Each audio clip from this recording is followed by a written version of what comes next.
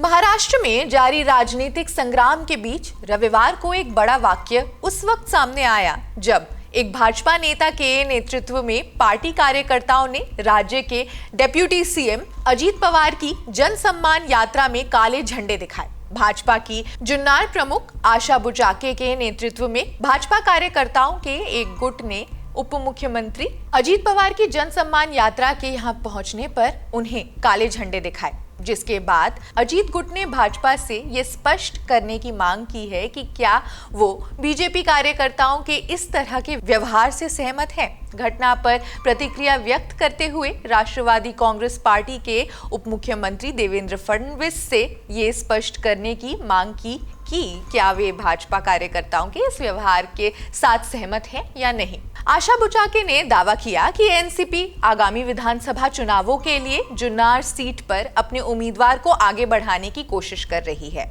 उन्होंने संवाददाताओं से कहा, वे हमारा गला घोटने की कोशिश कर रहे हैं, इसलिए हमने आक्रामक रुख अपनाया है, जबकि भाजपा प्रदर्शनकारियों ने अजीत पवार के खिलाफ नारे लगाए। उन्होंने कहा कि रविवार को जुन्नर में पर्यटन विकास पर एक सरकारी बैठक आयोजित की गई थी। हालांकि भाजपा को बैठक के लिए आमंत्रित ही नहीं किया गया। अगर हम महायुक्ति का हिस्सा हैं तो बैठक हॉल में मुख्यमंत्री एकनाथ शिंदे और उप मुख्यमंत्री देवेंद्र फडणवीस की तस्वीरें क्यों नहीं लगाई गई। जुन्नर विधानसभा क्षेत्र का प्रतिनिधित्व एनसीपी विधायक अतुल बेनके करते हैं। भाजपा खेमे ने आरोप लगाया है कि पवार बेनके को बढ़ावा देने की कोशिश कर रहे हैं। उन्होंने कहा, एनसीपी जुन्नर में अतुल बेनके के रूप में एक और पप्पू को बढ़ावा देने की कोशिश कर रही है। बुचाके ने जिला संरक्षक मंत्री के तौर पर पवार के आचरण की भी आलोचना की। उन्होंने कहा, वे एनसीपी के गठबंधन सहयोगी की अनदेखी करते हुए प्रतिद्वंदी पार्टी के नेता की तरह व्यवहार कर रहे हैं। विरोध प्रदर्शन का नेतृत्व करने के बाद बुचाके को हाई ब्लड प्रेशर के कारण स्थानीय अस्पताल में भर्ती करवाया गया। बुचाके पहले शिवसेना में थी और 2 बार विधानसभा चुनाव लड़ चुकी हैं, लेकिन उन्हें हार का सामना करना पड़ा। पूर्व जिला परिषद सदस्य अब वो जुन्नर से विधानसभा चुनाव टिकट की उम्मीद कर रही हैं।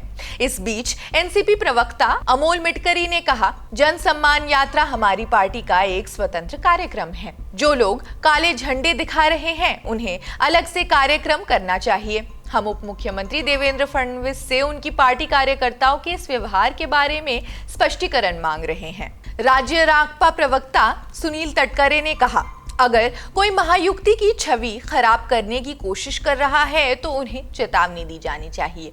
उन्होंने कहा, मुख्यमंत्री एकनाथ शिंदे और उप मुख्यमंत्री देवेंद्र फडणवीस खुद कई जिलों में अधिकारियों के साथ बैठक करते हैं। उस समय महायुक्ति के अन्य घटक दलों को कोई आपत्ति नहीं होती है। फिर जुन्नर में भाजपा कार्यकर्ता और नेता क्यों विरोध कर रहे हैं, उन्हें आपत्ति क्यों होनी चाहिए। आशा बुचाके ने जो कहा उसका जवाब नहीं देना चाहता हूँ। मैं भाजपा के प्रदेश अध्यक्ष चंद्रशेखर बावनकुले से बात कर रहा हूं। एनसीपी के विधायक रोहित पवार ने कहा, ये बीजेपी की नीति है। वे लोकप्रिय नेता को अपने साथ मिलाने के लिए मजबूर करते हैं और फिर उसे कमजोर करने की कोशिश करते हैं।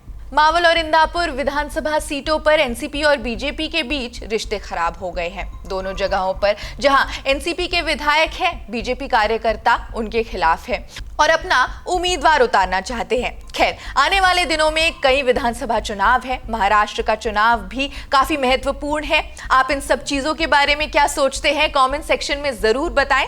देश दुनिया की बाकी खबरों के लिए भी जुड़े रहिए जनसत्ता के साथ। शुक्रिया।